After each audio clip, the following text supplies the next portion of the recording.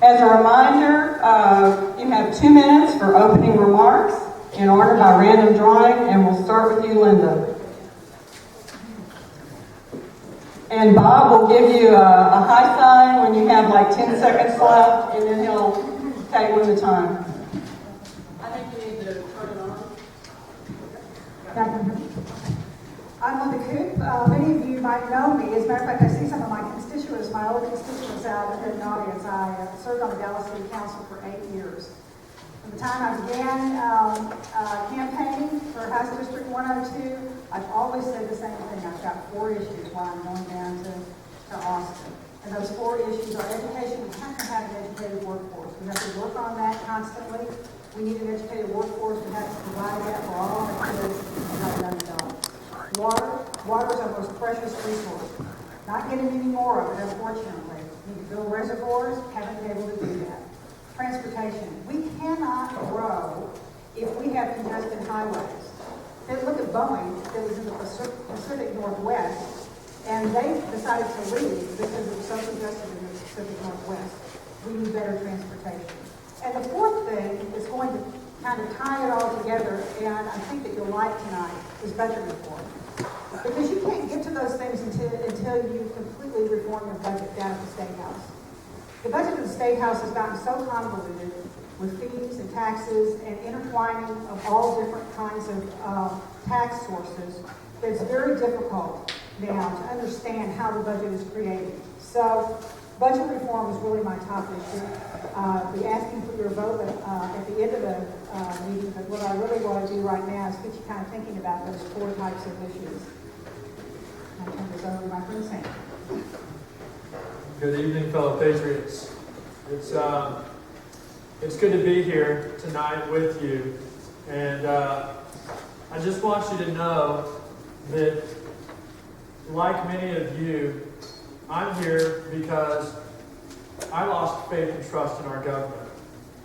I lost faith and trust not in the documents that established our government, but in the people that run it. And so, as I stand before you today, this evening, and hopefully in the years to come, what you'll find for me is that I'm going to be direct with you. I'm not a politician. I'm a soldier. I'm a leader of men and women to solve complicated issues. In Afghanistan, I had no time for elaborate, say-nothing speeches.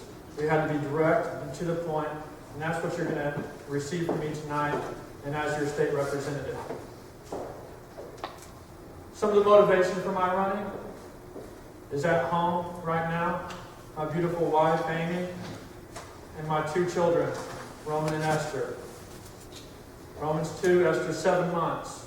We had the pleasure and the choice to live here in Dallas, Texas. And I want to serve this community and serve my family and serve you. Those are 3 of the motivations. In this room tonight, we have about 100 more motivations. Just like I served this country and my soldiers in Afghanistan as their leader, I look forward to serving you all with the same dedication to make sure that we get through this challenging time into a brighter future. Thank you.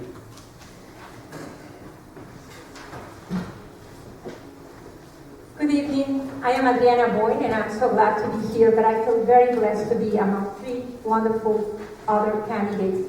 I want to say thanks to Mrs. Nita Cook for her service here in the city of Dallas, especially to Sam Brown for your service, serving for us and sacrificing for us, and to Stephanie, who has been a great state representative to all of us. Now I am here running for this position for House District 102. And I can tell you that, just like many of you, I feel the same desire that we need to keep Texas red. That we need to fight for growing the economy and creating more jobs. That we need to fight for our fiscal issues that we have. Just like we heard today, education is important, transportation, more transportation, and better transportation, water, all those things are important as well. as I can tell you that I have been already in the trenches fighting for you during the last 4 legislative sessions. I have been fighting for the right to life, the sonogram bill, the HB2 bill. Social issues are as important as well for many of us. And certainly, Texas is the greatest state who provide more jobs than the rest of the state together. We need to secure our borders and fight illegal immigration. Amnesty is not the answer, and we need to make sure that we keep our state and the sovereignty of our state quite safe. As I mentioned to you, you already hear, for some of you that are new, you are listening to me an accent. Yes, English is not my first language. Spanish is my first language because I am from a Mexican heritage. However, the color of my skin or my accent is not what defines me. What defines me is my character. The fact that I share the same values that many of you have. I appreciate your support, and I look forward to this conversation tonight with all these great candidates. Thank you. Hello, I'm Stephanie Carter, your conservative Republican state legislator, and welcome. It's so great to be here tonight. I want to first thank the Tea Party groups everywhere, Addison and everywhere, for putting this on. I think that's spectacular, and so I was looking forward to this. Many of you already know who I am. I was born and raised in our House district and nearby. I come from a very large family of 8, all Democratic. That's right. I'm the one lone black sheep. My family and I are still very close, though. My dad has a small lawn care company. My mom was a school teacher. And both of my parents taught that we should work hard in life. We need to make sure that we have a good, strong education. And so with that, I attended University of Texas, attended Harvard Law School. I am a former prosecutor. Education and public safety are very important to me. I'm proud to be a strong conservative voice in the legislature. I will add, I was the only Republican legislator in Dallas County to vote against our budget bill. It was 26% larger than the previous budget bill. I'm proud to be endorsed, approved by the North Texas Tea Party.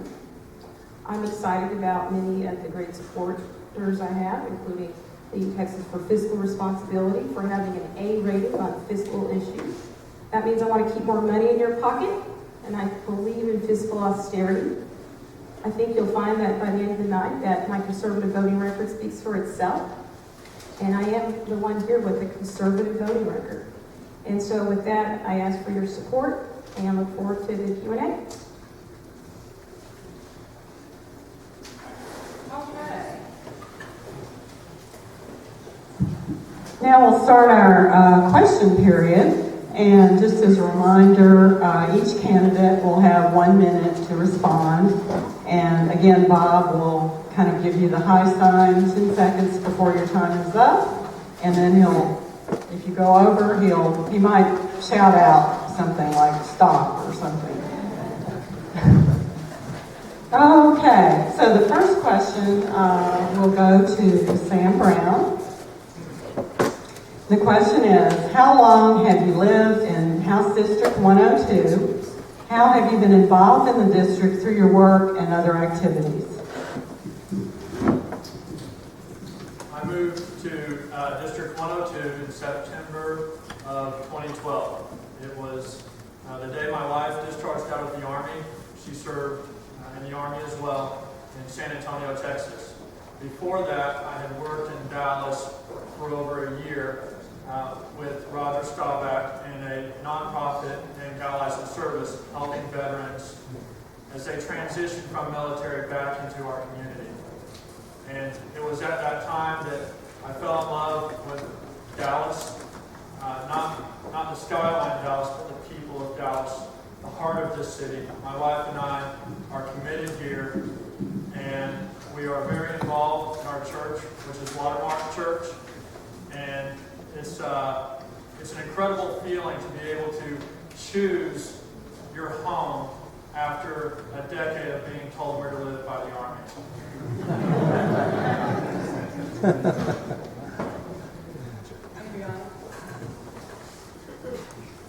I came to the United States in 1985 to go to preschool Bible college. I got a degree Bible. I got married with my wonderful husband right in the back there of Moine. My husband grew up in the district, and we moved to the district in 1988. In 1996, we went to the mission field. We went 1 year to Costa Rica, so my husband could learn Spanish, and then we were 9 years in Mexico. Every summer, we were coming back into the district and spent all the summer with our family, enjoying our mosquitoes. We came back to the United States, to Texas, in 2006, and then we moved back into the district in 2011. In 2011, we purchased our house in Rolling Hills Drive. I can tell you that I relate really well with the diverse people that are part of our minority district, 102, and that I have enjoyed getting to know each one of you. So that's the time that I've been here. Well, I think that's a great question. I have 8 roots here, and as I said earlier, I was born in House District 102, and actually it was just redistricted to J.C. Villalba. So effectively, it's a block outside the district. But Medical Cities, where I was born, I was baptized at St. Joseph's in Richardson, in our House District, and my family lives in the Metroplex. And I've been involved in the Republican Party for a long time. Now, when I was a kid, I was a Democrat. And I grew up and realized that basically we cannot raise taxes, we cannot raise fees. We have to increase productivity by making sure our government runs efficiently. More important than that, we have to create jobs. And I'm a big believer in that. And I will say that having been a precinct chair in Richardson and having worked on Mitt Romney's campaign as a media surrogate, I've always fought for conservative values, and I will continue to do that as I have done in the legislature in the future.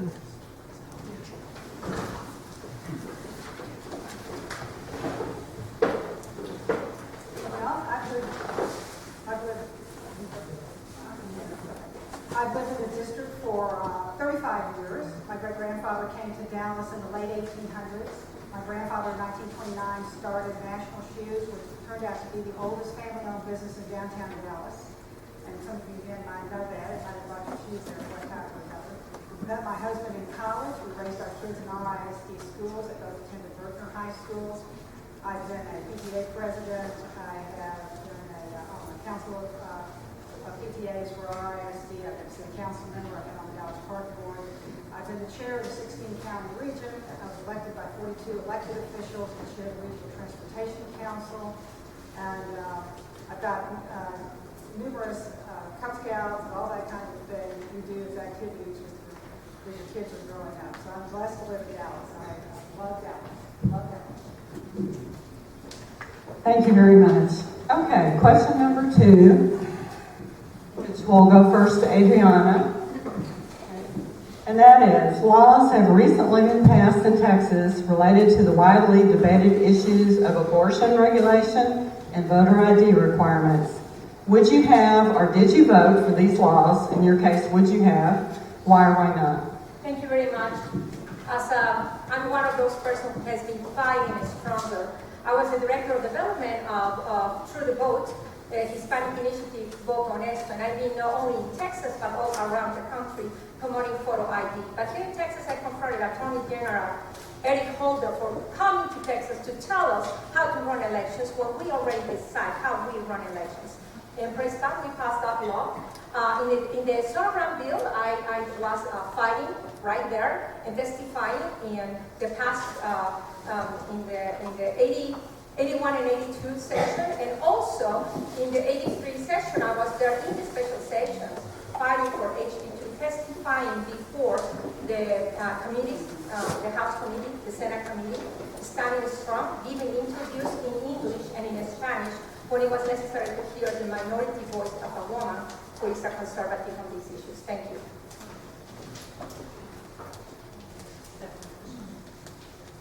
Do you mind if I sit down here?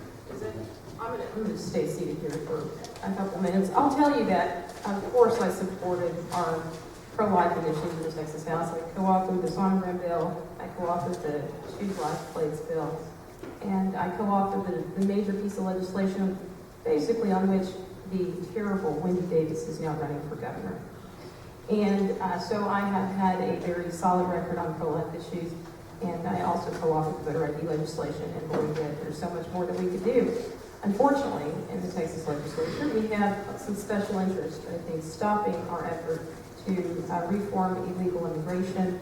And I have been a proponent of E-Verify, for instance, which would require the running of folks' information on a system that's free, that takes a nanosecond, and a human resources plug. So it's important that we continue to work on these issues.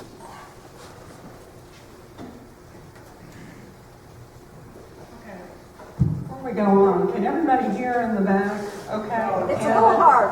Mine's not working. Okay, maybe hold the mic a little closer. Okay. Yeah, you can just leave it off, that's a good thing. Yes, I would have voted yes on the abortion issue. Actually, it's interesting because the United States and the state of Texas actually had a more liberal abortion laws than most of the rest of the industrialized world. And so, yes, I would vote yes on that. And on the voter ID law, yes, that would make sense to me, to be able to have, to show your ID. It's a great privilege to be able to vote in the United States and to be able to vote freely and not to be intimidated by anyone and not to have a government that would be overbearing like there are in other governments that are not democracies. I think the least we can do is prove who we are, and I think the voter ID law is a good idea. With regard to voter ID, is there anyone here that doesn't understand why it's a good law? Okay. I would have voted to support it as well, and we can move on to the issue of life. I would have supported the legislation that passed this last special session. But like Linda mentioned, I think that it's a shame that here in Texas, which is being lauded as such a conservative state with regard to the issue of life, half of Europe has stricter laws than we do here. And I think that we can't just let the issue lie where we're at. We need people to continue to go back to Austin who understand the sanctity of life. As someone who has literally reached the point of releasing my life in Afghanistan as I was wounded, I understand the value of every moment beyond death. Thank you much. Okay, third question goes to Stephanie first. Would you advocate using a secret ballot for the election of Speaker of the House? Currently, there's 2 speaker candidates. What is your thought process for choosing one speaker over another, and what is your choice tonight? Well, I think that's a great question, and let me just quickly say that I also filed my own legislation on life issues, on judicial bypass, which is an important piece of legislation that we can bring back up next session. On the issue of the speaker, I will say that my friend, and I'm sure Jason's friend, Scott Turner, who is running for speaker, has not reached out to me at all. But I do know that he's running, and I think he's a really great guy. We had pieces of legislation that didn't go anywhere because, unfortunately, there were others who had different points of view.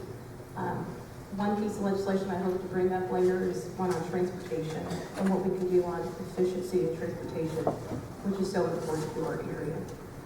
I will say, to be frank, I really do look forward to talking with Scott about his run, and I think he'll have a lot of support.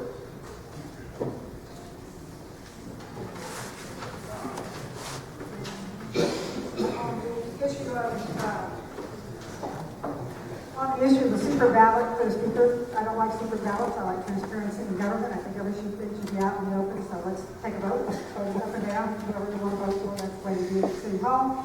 So that's the way I would do it. I don't know either one of the folks that are vying for it. So, but this is what I'll tell you on that. I'll vote for the most conservative one. I'm sorry, I don't know either one. So I guess I'll have to wait until I get down there to understand them. But I will vote for the most conservative candidate. And there might be more.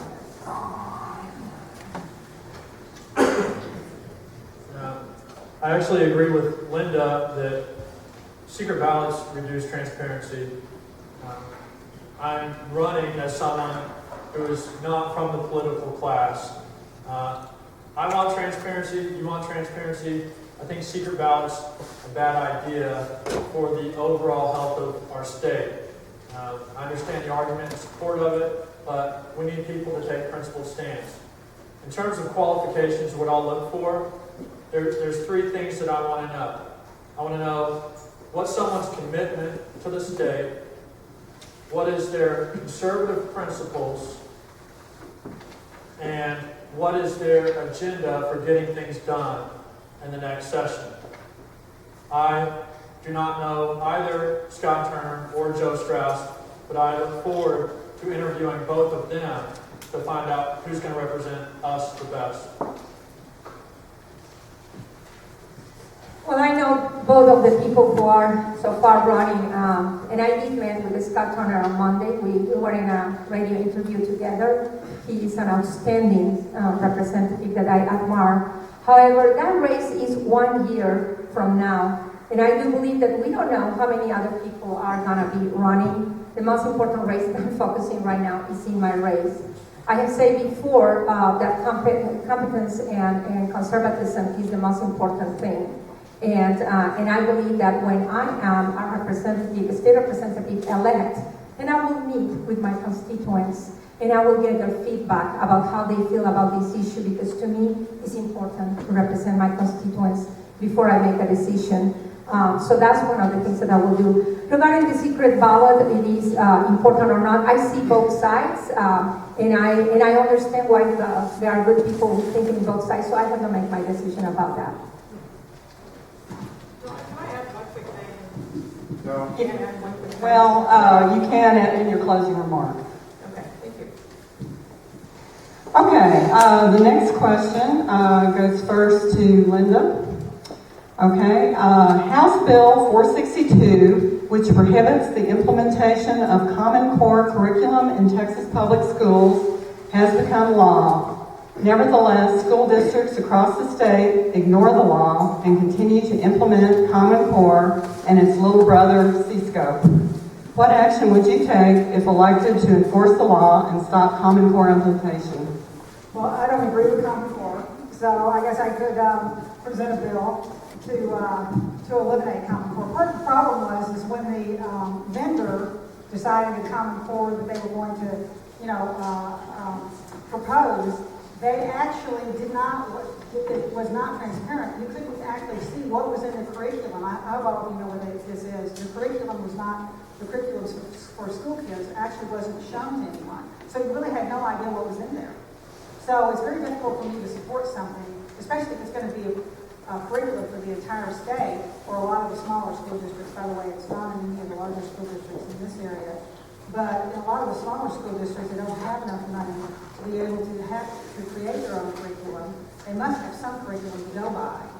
In this case, it wasn't transparent, and you didn't know what was actually in the curriculum. And that's what I think we need to get to. I would get rid of Common Core and also get rid of the idea that we don't know what's going to be in the curriculum until the little bit comes out. I think we'd all agree here that the rule of law is important. And so Common Core is dead in Texas. CSCOPE, however, is this weird animal that people have a hard time really fully understanding. The trouble is in finding who is accountable for it. I think that we should take measures to give more power back to the State Board of Education, who are elected by us to represent us, rather than having special interests and politicians dictating what goes in Austin. We've got enough special interests, we've got enough big money, we've got enough people coming from out of state that are trying to push initiatives like Common Core and CSCOPE, that we need to give more power back to our State Board of Education, and we need to enforce the rule of law. I am against Common Core, and I believe that the standardized testing for our students is not the right thing to do. I think what the session tried to do was good, but as Donna just mentioned, there is still some incidents in several schools. There are people who are more knowledgeable about this issue. As a matter of fact, Mr. Bill Ames, who is right here present, he is an expert on this issue, and you can talk with him about it. Dr. Don McElroy, who is the former chairman of the State Board of Education, has been talking with me a lot about the education system, and certainly there is a lot of things that we need to do. As citizens, we need to participate. We should not allow that the history, the science is affected by liberal ideas and by bringing to our children some ideologies and terms that they are not the good ones, that the parents have to be really very aware of what their kids are learning in school. So certainly, I will not support Common Core in any way or form or shape. Thanks. Okay, first let me go back really quickly. I'm so sorry to do this. I think secret ballots are a terrible idea. Terrible. I did not support secret ballots last time. I will not support secret ballots this time. It is very clear that we need to have conservative leadership. Without going into further detail, just know that it's particularly important to me. On Common Core, I voted for HB 462, which eliminated the rejected Common Core in the state of Texas. And I think that was the right vote. There are some serious privacy concerns regarding 462. For instance, under the stimulus plans, there were certain pieces of data allowed to be kept by our folks in the administration and the education, and I think that's wrong. On C-SCOPE, I also voted to support Senator Patrick's bill and Representative Steve Coates' bill to create more, give more oversight of the SBOE, which, as I noted before, is an elected body. We need more accountability and more transparency. Okay, the next question will go to Sam first. When and for what reasons do you advocate taking funds from the rainy day fund, and do you support putting this decision to voters in the form of a ballot proposition? The rainy day fund was obviously something that we need, and I'm glad that we've got it. I think that we should use it in such cases as man-made or natural disaster recovery. I think that it should be something that we can tap into to pay down our debt. And I think that it's something that we should look at in one-time issues to bolster the critical things in our state. The state has to take care of, like our infrastructure, which includes transportation and water issues, as well as making up some of the potential gaps in education issues. I think the rainy day was exactly made to be kept for special needs for disasters called rainy day, of course.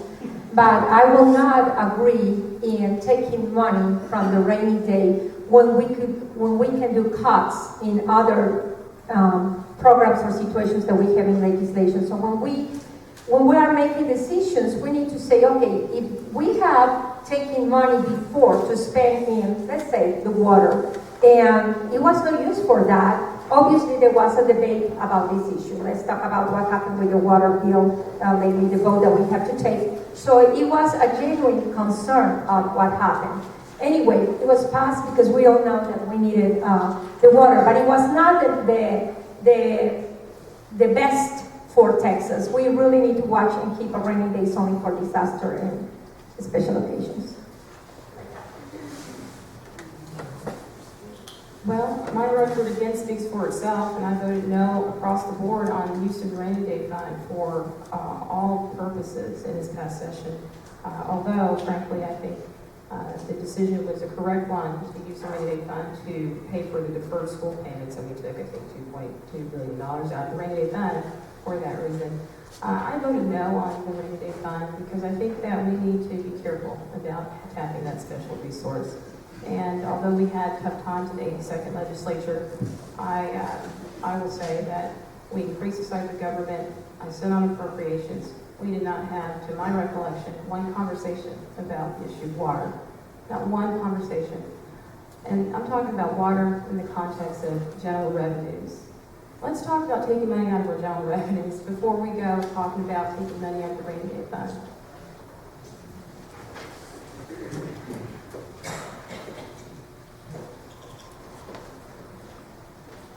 Well, the rainy day fund is a reserve fund, and I know you know that. And so in the city of Dallas, you have several reserve funds for catastrophes. One of them, just offhand, that we used in the city of Dallas was for when Katrina hit, and we had a lot of folks coming up from that disaster that we had to house and so on and so forth, and we used our reserve fund. So what we do in most government entities that I've been involved in is you have a reserve fund that's tagged to how much your budget is, how much your overall revenues are. I think we need to do that here. There's going to be some percentage that you need to keep it always in reserve. You should never go below that. Additionally, I think the rainy day fund, if there's money above that, can be used to decrease our debt, and I think that's probably the most efficient way to use a rainy day fund. Okay, we don't need to time this, Bob, but I'd just like to ask the candidates to answer the second question, which is also important to us. The second question is, and just answer yes or no briefly, do you support putting the decision about the rainy day fund to voters in the form of a ballot proposition? Yes. As we did last time, and we're going to be doing in this next general election. Yes. Yes?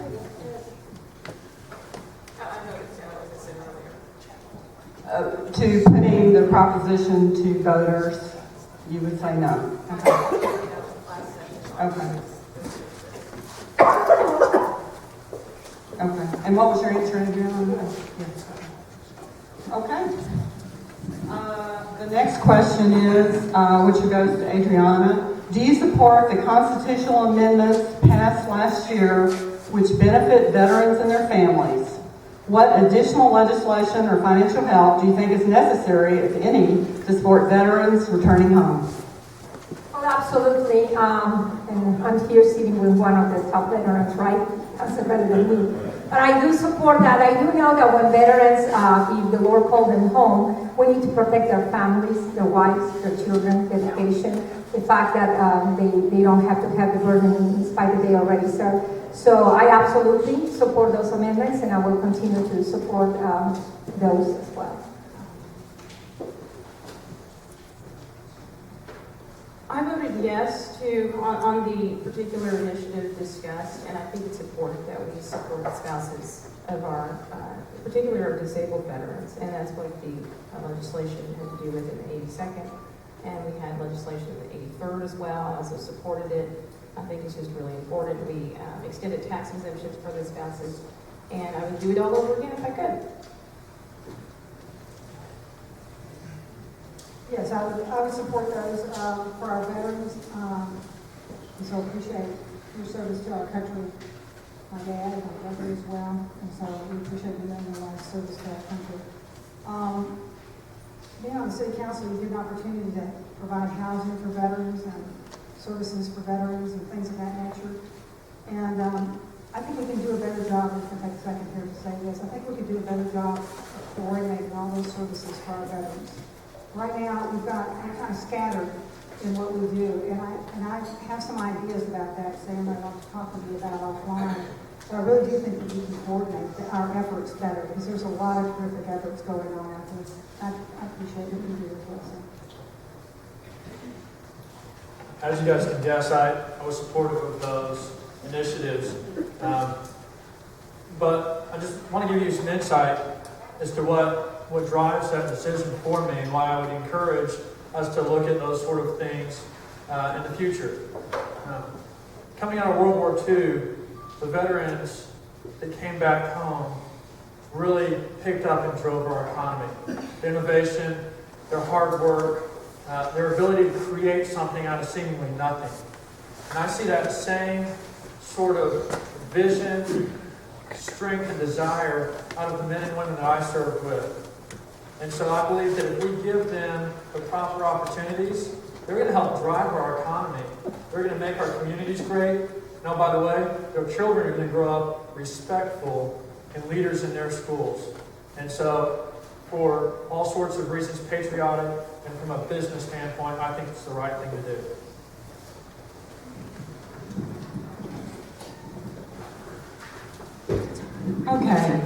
Stephanie, next question goes to you. It's been estimated that about 1,000 U.S. citizens a day are moving to Texas.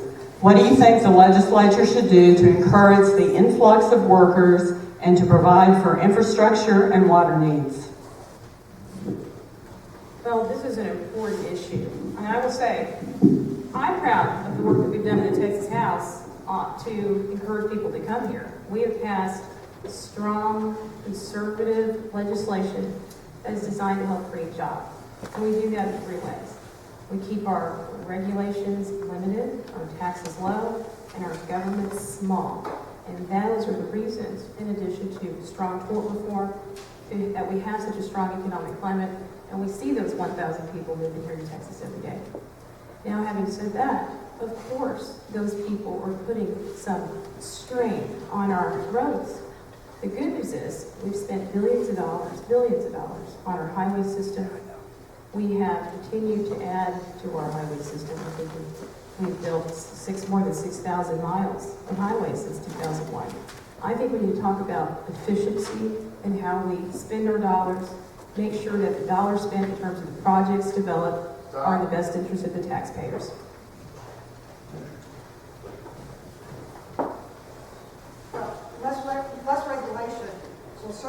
Less regulation will certainly increase the number of people moving to Texas, and we hope they all move to North Texas, that's for sure.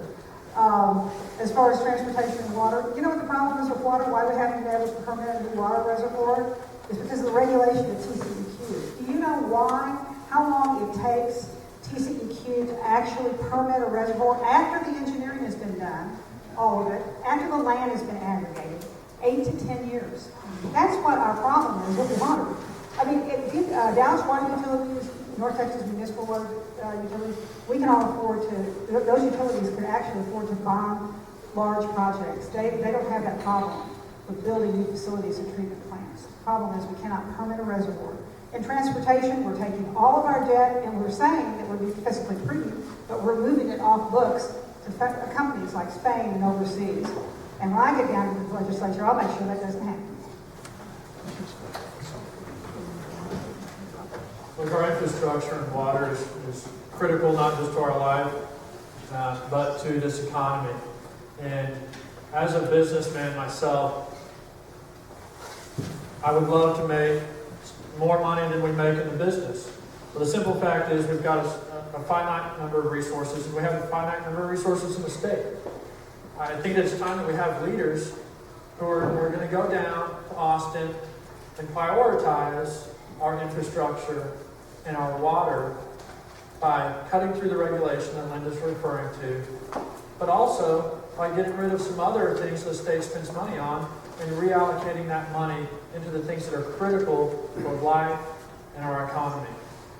It's time for people who aren't willing to put a Band-Aid solution on, but a real fix for decades. I think it's important that we're developing a long-term plan for water resources and as well as water transportation. The highways are being used, and certainly Texas is a job magnet. Texas is the greatest state. But the people want to relocate to Texas. We have done well here because we have no state income tax, and that is very attractive to people. And certainly we need to have less regulation, as we already hear, and less harassment, certainly as well. We need to create major tort reforms as well, and we need to create a civil justice system that is fair and high quality of life for the people. But I think that we need to be cutting in other places and making ourselves sure that in order to have better transportation, more water, we're going to have to prioritize the spending and cutting and not spending the money we don't have.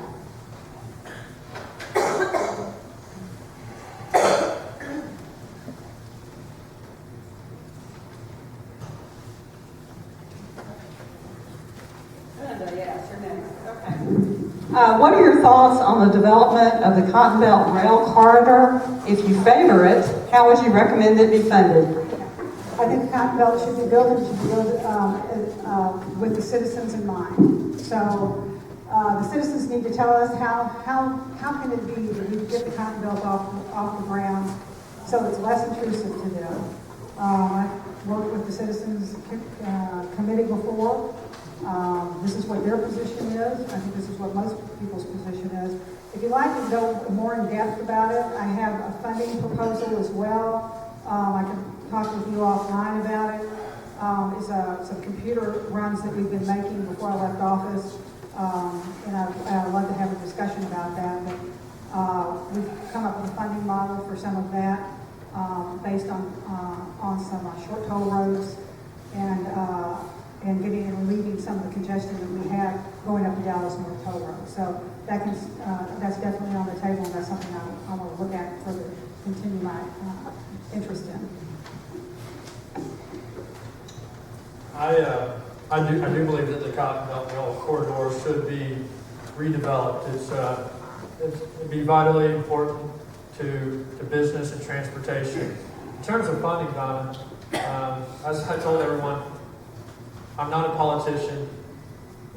I'm a soldier. I'm a leader, and I know when something is kind of outside of my bailiwick.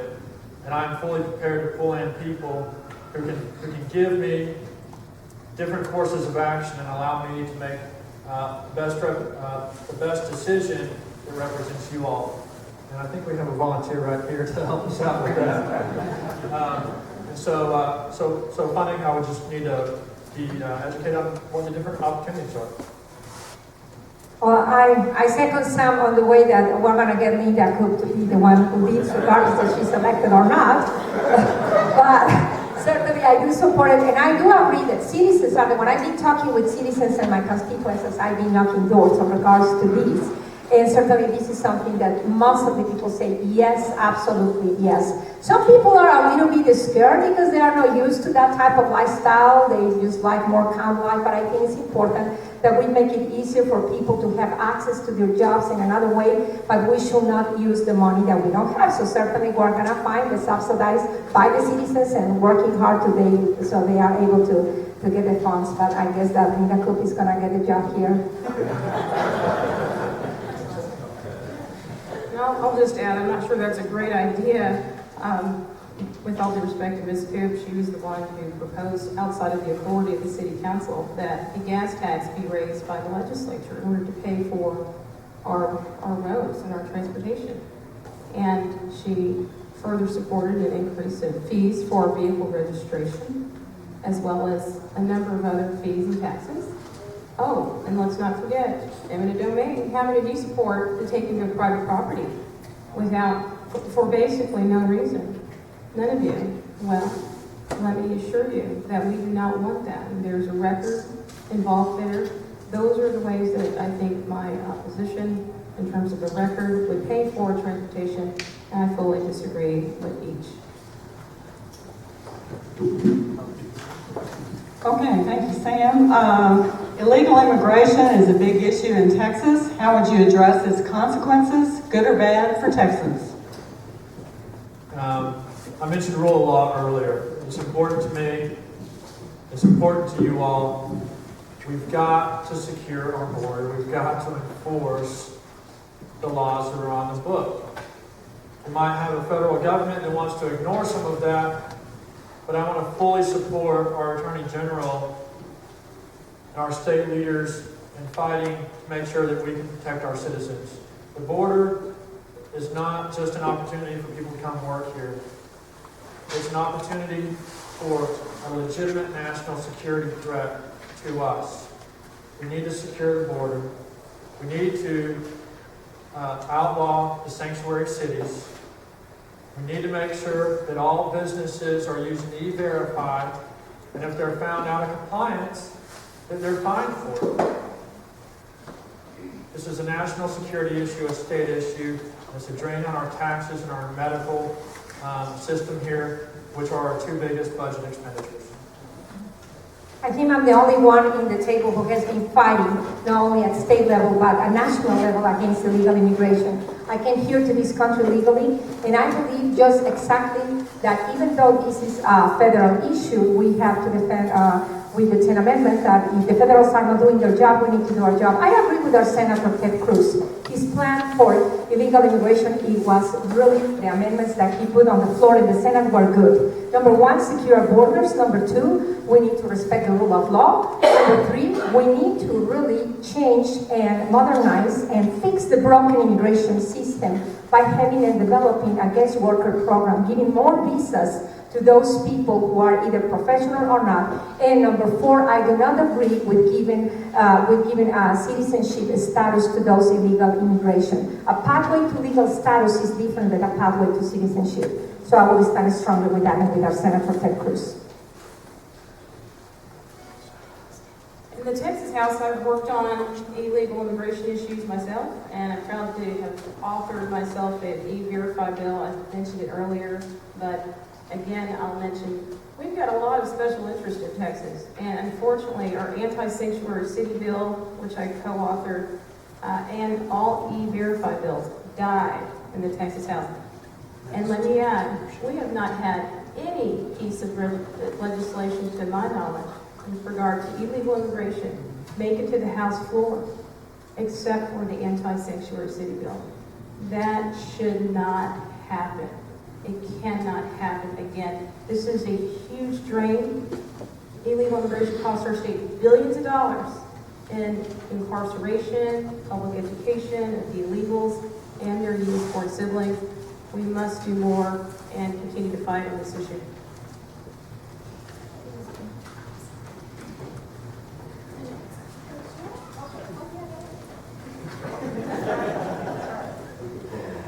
Well, I actually think, just like Pal here, illegal immigration is one of our biggest issues facing the state.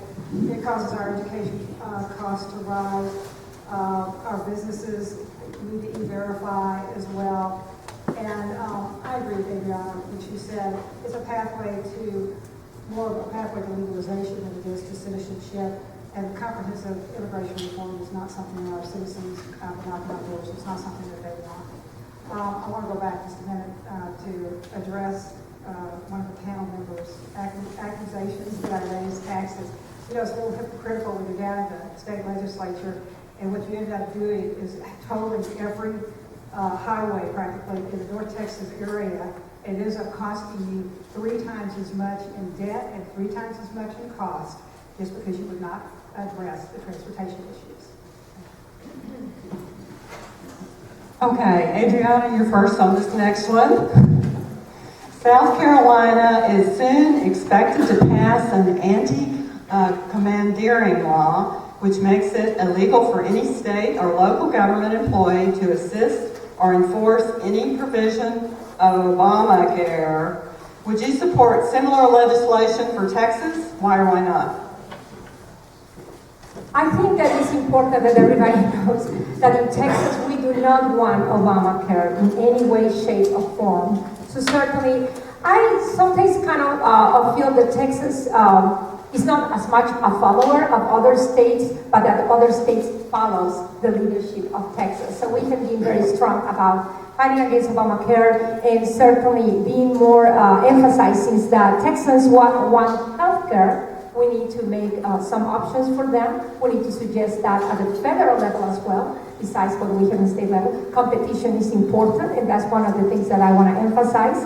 And certainly by having some other type of options for our citizens are important. But I agree that Texas is doing well the way that the legislature has done it by revoking Obamacare in our state.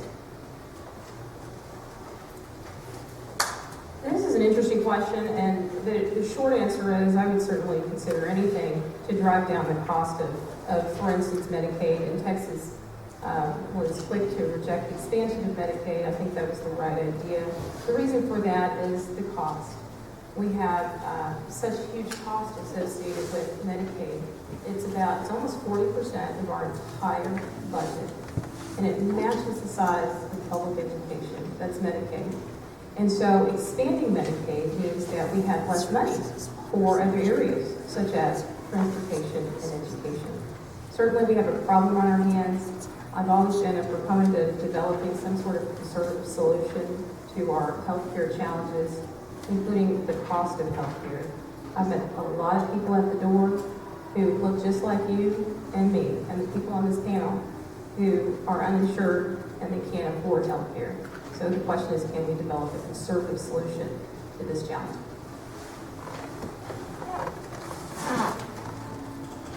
Well, I don't like Obamacare, and I think we need to get rid of it. Unfortunately, I don't think we're going to have the opportunity to get rid of it because it's a federal issue. It does cost the state a great deal of money. If you look at Health and Human Services budget, it is a huge part of that, as well as the inability for us to understand how to treat our mentally ill as well. The major drain on that part of the budget is the institutions. Sometimes where we have the mentally ill are older, they're awful facilities, and the legislature has not been able to address closing many of them and consolidating those facilities into newer and more appropriate facilities. So I hear at the door, people hate Obamacare. That's probably one of the number one issues in the district, and I agree with that.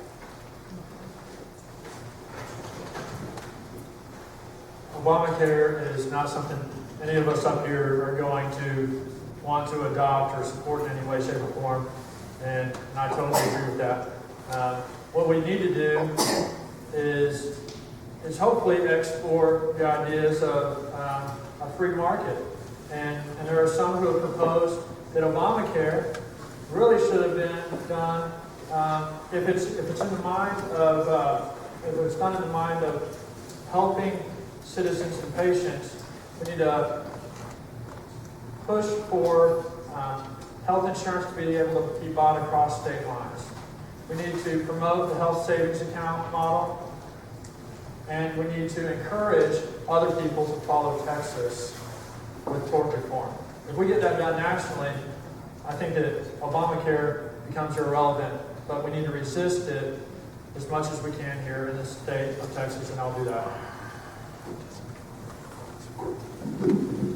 Okay, well, we've had several Twitter questions, and I'm going to select one here from @Rob Schlein.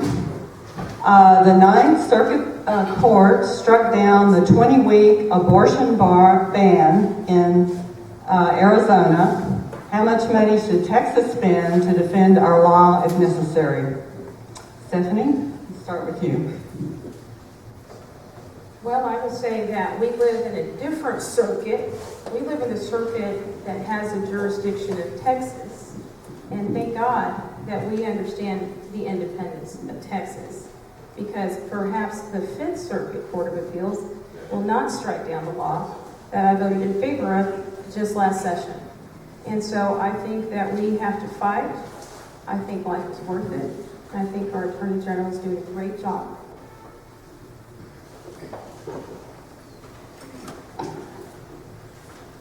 You know, when we pass a resolution at the city of Dallas, we have full knowledge of what might happen afterwards from our city attorneys, and I'm sure that the legislature is the same. And we're fully aware that sometimes we'll end up in court, and if we do the right thing, you know, we end up that we're going to spend some money on legal fees. And so we will be spending some money on legal fees, perhaps. But if you believed in the law and you believe in the rule of law that was passed, then that's just part of how this works. So I don't have a problem with defending the issue. The issue of life is something that we have to have conviction about. And Rob, I think from a fiscal standpoint, it's a great question. I have no idea how much it costs to defend that legislation. And so I would just say that on issues of life, that is a non-negotiable for me. We've got to do everything we can to empower our state to make sure that it stays on the books. I agree with Representative Carter that our Attorney General Greg Abbott is doing a great job. I trust him. I also hope that we're going to have another great Attorney General in the next election, and I will be more than happy to support. I, like Sam said, don't have any idea how much is the expense, but I know that we do have discernment in Texas when we make these decisions, and certainly the right to life is something important to do. What I saw in Texas during the HB session, I would like to say, and that there were many citizens who were passionate about coming to the Capitol and standing strong for their values and for the right to life.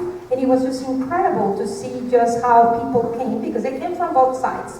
But those people, and many of you, as a matter of fact, I met you there, it was because we were standing strong with our legislators side by side and standing for the right to life. But we'll continue doing that. Thank you.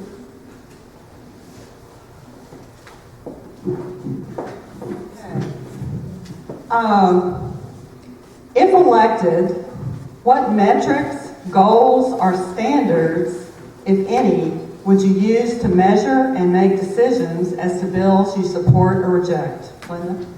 With the budget bills, I'm going to talk about the budget, okay? If the budget bills, the metrics I'm going to use is break that budget down to its core. 8 years ago, we did that in the city of Dallas. We broke our budget down completely and rebuilt it from the bottom up, putting in metrics for what quality of life issues or whatever the issues may be, the core functions of government that the citizens had determined what was important to them. We put in metrics for every single one of those. And if it didn't meet the metrics, then the program got scrapped. So I'm glad somebody out there in this audience asked the question, because it gives me an opportunity to talk about the budget. You have to have budget reform. You cannot keep hiding the ball and passing all these fees that just go into the general fund and don't go what they're supposed to be used for. You have to get down to budget reform. You have to send somebody down that has the guts to do that and that has done it before. I've done that with a $3 billion budget, and that's what I intend to do when I get down to the state legislature.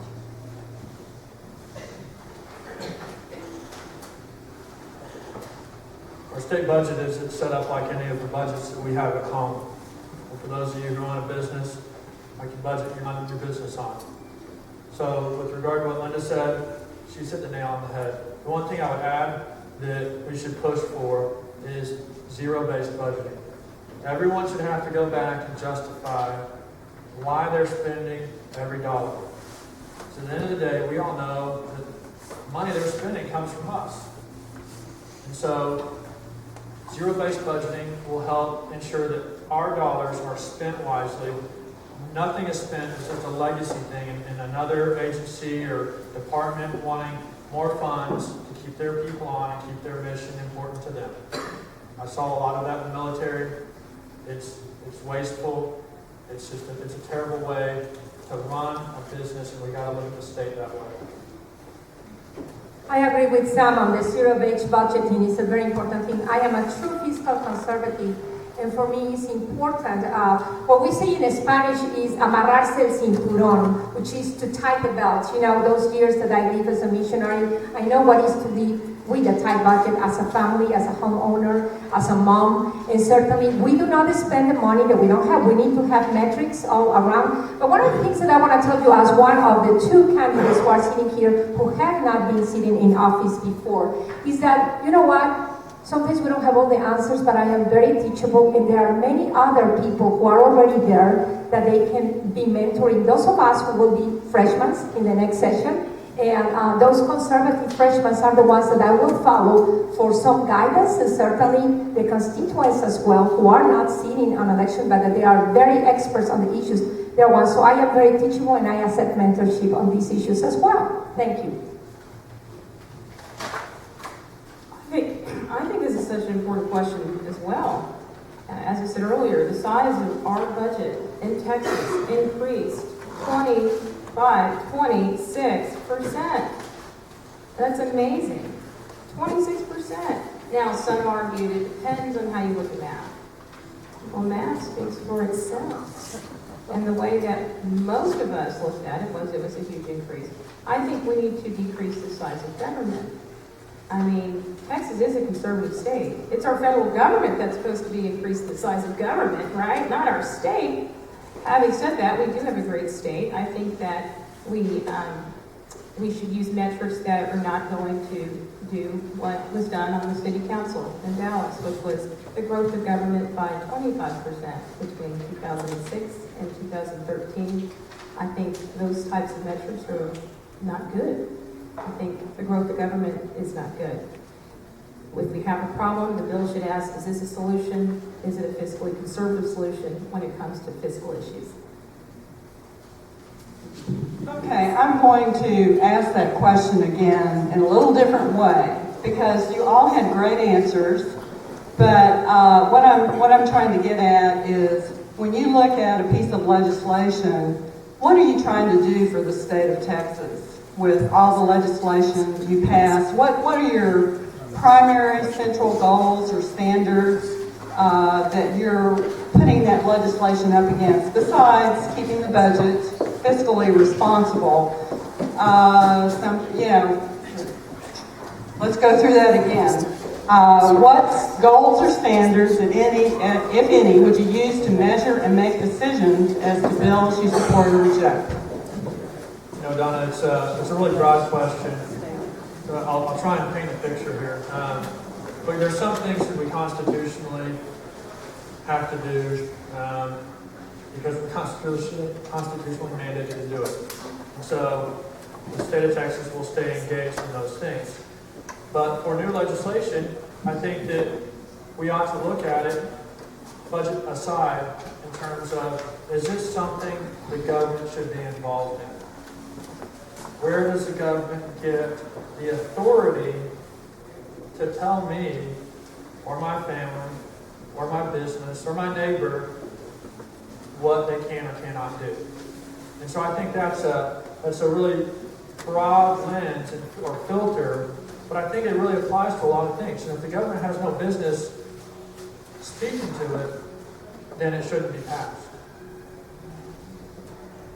Well, certainly, government intrusion is something that we need to be very careful. The government is not getting into this. We also need to see if this is respecting what our Texas Constitution will be in agreement. We also have the federal Constitution. We also have to say, is this the right thing for the people in my district? Is this the right thing for the people of Texas?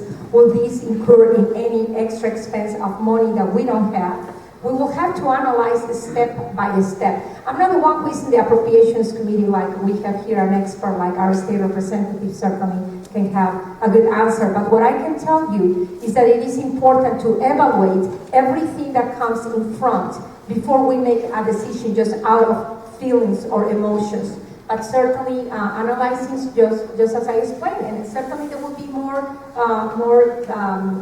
parametrics or whatever you want to put in the legislation. But I think we need to evaluate those things. No government intrusion as well. Let me give an example of when government should not be involved in, I think, our matters and our affairs. We had a bill filed by a Houston Democratic House member, a really nice person, but really liberal. And it created what's called a needle exchange program. The idea was, and we spent, by the way, I believe, hours debating this issue while life and other issues sat on the sideline. The idea was to help people who are addicted to drugs and to do so in a way in which they would exchange clean needles. I felt like, and I still feel like, the role of government there was overreach. We had no business talking about that issue as a legislature. So I think the role of government support, is there a problem? And is this the correct solution to the problem? Are the three standards that I asked.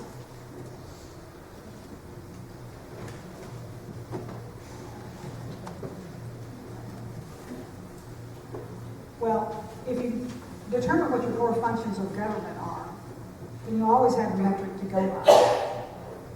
Once you determine if it is a core function of government, then if it is, you can go forward with it. Does it produce less regulation? Does it make government smaller? Those are the kinds of metrics that you put it to after you've determined, is it a core function of government? You can't do that until you make that determination first, and that's the next step after. Alrighty, Adriana, I think you're next. Many have called for the restructure of our state tax system, including abolishing the state franchise tax. What are your thoughts on this or other proposals? Well, I certainly do not like the word tax at all. So I will attempt that thing about the third tax and the flat tax, which, by the way, the third tax is something very attractive to me.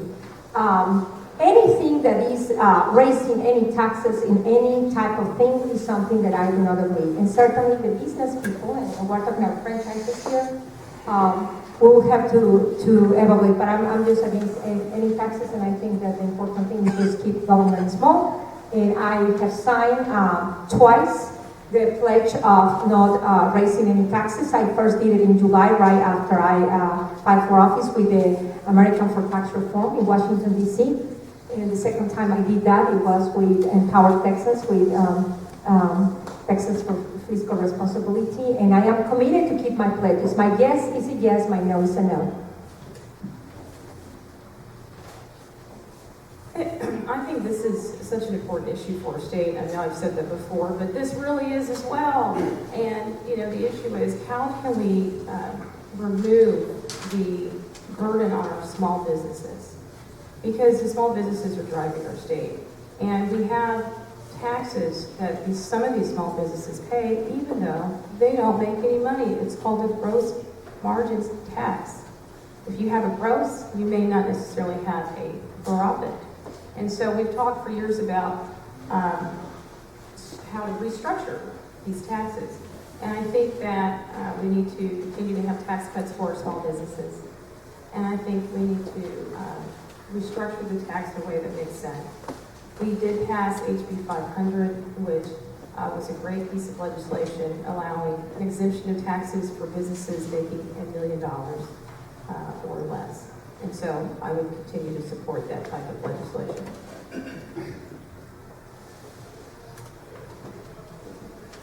Well, I mentioned earlier that we owned a family-owned business, family did. It was a small shoe store. It had several different branches. After several years, I managed to put 4 generations through college and that kind of thing. The franchise tax is a bad tax on small businesses. There's just no two ways about it. You know, if we don't make a profit one year, you know, we're still taxed on how much we bring in, even though we didn't make a profit. So it's a bad tax. It needs to be either eliminated or reworked. The question is, how can you go back into your budget and get rid of, as I said a little while ago, all these fees that are intertwined with one another, all these taxes that are intertwined with one another. Just take for an example, the gas tax, 5 cents of it goes to education. It's a declining resource. And there you have a key element, 2 key elements intertwined with the same funding source. We really do have to go back and redo our budget and rethink this entire budget process.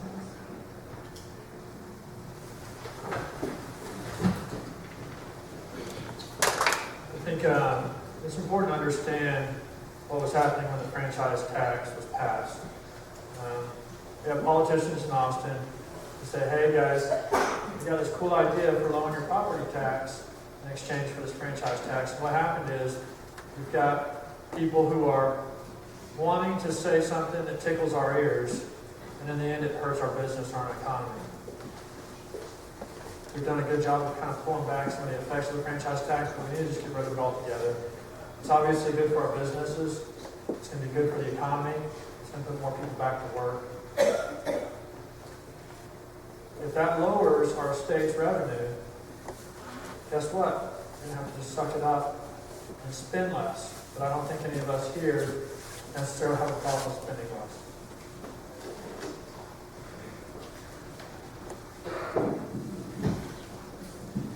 Okay,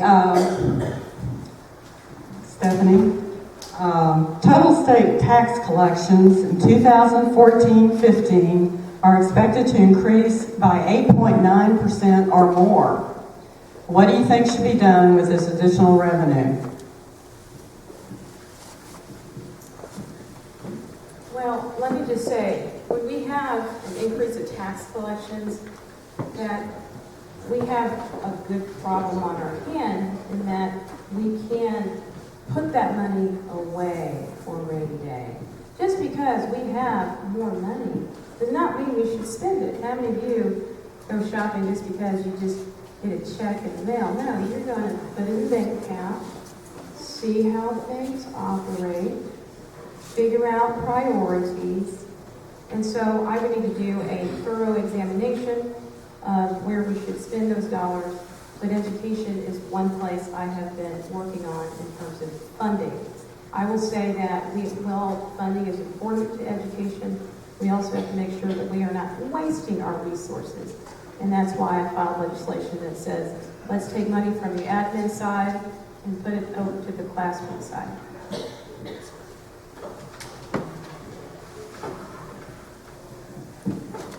I do think that funding of education is one of our most crucial elements. We really do have to fund adequately our education. And the court system will tell us if adequacy has been obtained or not. We don't know when that will happen. It's in the courts right now. So as soon as the judge rules, we'll know if we have reached adequacy or not. You know, we've got so much debt in this state. It's off the book. And I just mentioned a couple of places just a second ago where it is. I'd like to spend that money and reduce our debt. Because in the end, that will really help our economy.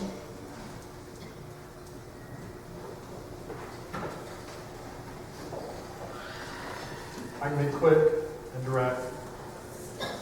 Additional revenues does not justify additional spending. And in this case, I think that Linda's on to a great proposition.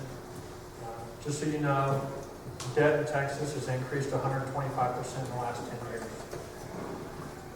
Interest is going to kick in, and it's just going to balloon whenever those notes come due. And so we need to do everything we can to be proactive in paying off our debt. This is a great question, and certainly in 1 minute or in 5 minutes, we cannot really make a decision that is so important. My first thought is save it. We save it, and we think thoroughly. I probably will say let's save it and let's think together with the other legislators as well, and certainly with the most conservative legislators who are also fiscal conservatives, and think thoroughly, okay, should we put in the debt? How much should we put in the debt? And also, how much should we keep so we can increase the rainy fund or have other savings? But the very first thought will be always for me, save it, cutting here, and saving as much. And just because we can know that another emergency may come, but this is not a decision that we can make just in 5 minutes. So that will be my answer. Save it, talk with the other conservative legislators, let's make a decision together. Okay, I have another Twitter question here, and from Francisco Gonzalez, and this goes just to Stephanie, okay? Stephanie, your response to suggestions that you left the Railroad Commission race after your opponent, well, let's see, this is not real clear. Stephanie, your response to suggestions that you left the Railroad Commission race, can you explain to us why you left the Railroad Commission race? I think that's a completely fair question. Absolutely. And I'd love for the other candidates to address that. I'll tell you that was a really tough decision. For those who don't know, I had been flirting with the idea of running for another office. And I think that at the end of the day, sometimes, and I'm sure some of you can agree with me, you have people in your lives who may advise you a certain way. Has that ever happened to anyone? A lawyer who's advised you, a consultant who's advised you? Well, in the end, I take full responsibility for that attempted run. And I came back as quickly as possible. This is where I was born. This is where I was raised in part. I'm proud to be your conservative voice. I'm proud to be a conservative Republican, and I certainly hope you'll give me a shot at a third term based on my conservative vote record. Okay, the next question goes to Linda first. How would you grade the past session for conservative values? What would your top priorities be for the next session should you be elected? I guess I'd give it a B if we're going to grade it. And what are my top priorities? My top priorities haven't changed since the day I hopped in the race. Education, good education. I keep our economy strong. Water, finding the appropriate water resources. Transportation, finding our transportation needs so we don't have congested roadways, which brings in more people and more businesses.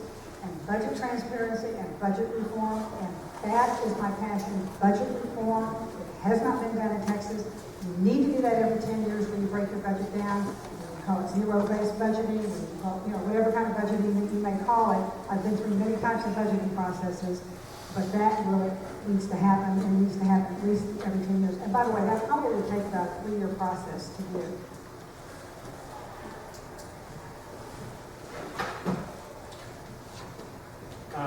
I could pull a letter out of my fifth point of contact for those fellow military folks. But I would just say that, look, we could have done better.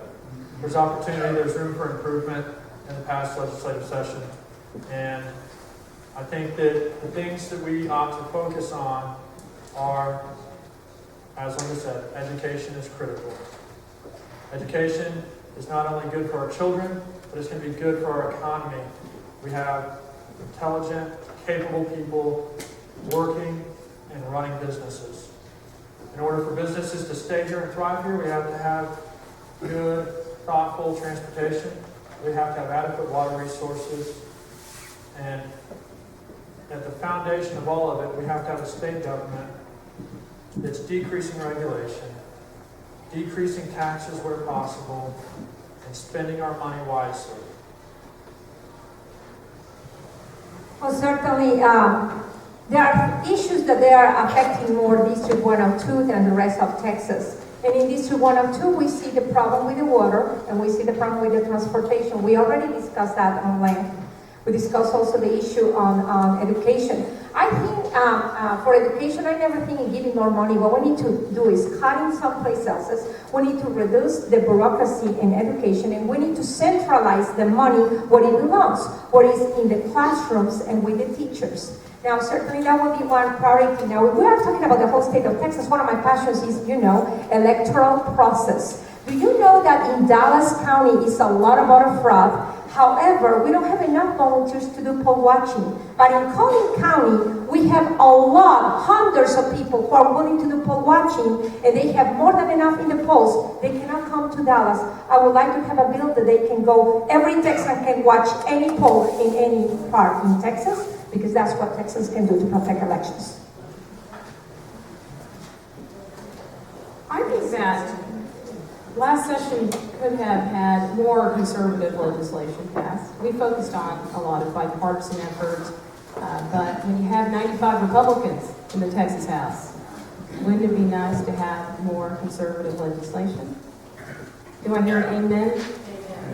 So I will say, next session, I want to continue the fight on conservative bills. For instance, I co-authored a bill that said, let's not grow the size of government past population growth plus inflation. It never gets a hearing. These things should not happen. Additional priorities, and I agree with everybody on the panel, public education is just critical, absolutely critical. We have to make sure that we take care of our kids, that they're career and college ready. Illegal immigration is costing our state, we talked about that. Keeping our taxes low, government small, the regulations limited, those are the priorities, and my record speaks to those. Okay, that's the end of the question period. Thank you very much for that. We've got through a lot of questions and a lot of issues. So now we'll have the closing remarks, a minute per each candidate, and Stephanie will go in reverse order. So Stephanie, you will start. I've spent the past 2 terms in the Texas House working very hard as your conservative voice. I have worked on eliminating debt. I've worked on keeping our taxes low. I've worked on keeping our regulations limited. You look at my records, you can see for yourselves, without question, that it's a conservative voting record. I'm proud of the work that I've done on your behalf. I've also worked hard in the community for you. I have coffees with Carter. I publish my cell number on all of my push cards. Call me later tonight if you want. We have yard signs, by the way. And I'll just tell you that I will continue, if reelected, to serve as your conservative voice. If you look at the North Texas Tea Party list of priorities, there are 20 of them. I either co-authored or voted in favor of each. And I will continue to do the same I have strong support in the community. I certainly hope that I can have your support in March 4th. The Democrats in Battleground Texas are already pumping millions of dollars here in Texas and also in our district. Having the top 2 liberal senators on top of the ticket on the other side, Wendy Davis and Leticia Van de Voot, is dangerous. We need to elect someone who is a proven conservative and who is a proven leader communicating with the diverse population in District 102, who is a majority minority leader. I am a proven leader. I think that our state representative has done a great job, but I also have heard from our constituents that they would like to have new leadership. We can serve well, and certainly I would appreciate your support. You can know more about me in adrianaboyne.com. You can see how I am a person who goes on front of the lines. I am not in the sidelines. I will be able to represent you well. Those of you who live in 102, and those Texans who do not live in 102 will know. If I am elected, I will become the second Hispanic woman in all the history of Texas sitting as a Republican. Thank you.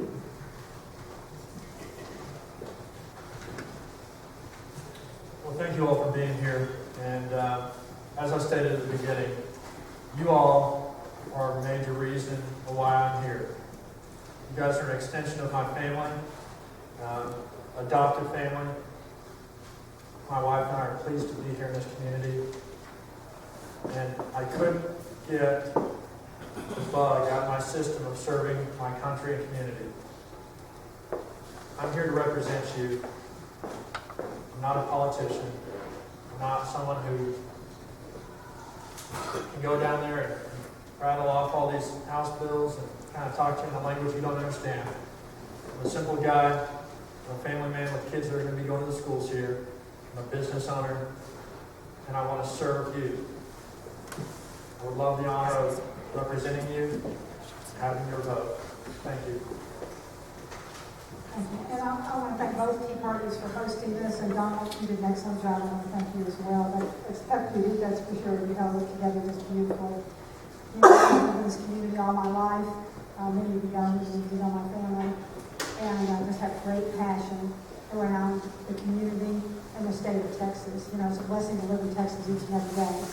I just think we have some fundamental things that we need to go down to Austin and correct. Not the least of which is how we do our budget. I just think it's wrong, just flat wrong, how we do our budgeting and how we hide all these fees and taxes and use them for different purposes. And even on our cell phones, the fee that goes to 911, and it's not even given back to the communities so that they can have their call centers. It's not right. That's the passion that I come with. I have a great deal of experience, so I know these budgeting things and how insidious they can be and how they can increase the size of government. So I'm asking for your vote. Send me down to Austin. I don't need training wheels. I've got a lot of experience, a lot of policy experience with work on it. Thank you. Well, thanks to everybody. Give yourself a